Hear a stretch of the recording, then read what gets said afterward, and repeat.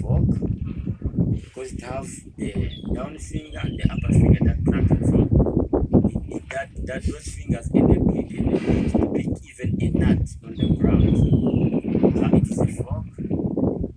It is like also like a gun because when you want to fight, you can use that one, the trunk to fight. Yeah, it can use the trunk to drink, to take food. So it is useful much to eat. Now you can see the legs like the pillars.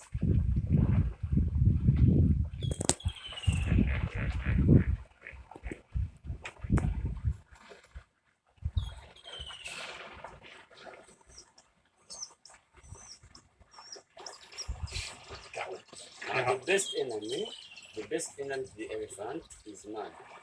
Because we want hook riches first because of the ivory. Yeah. People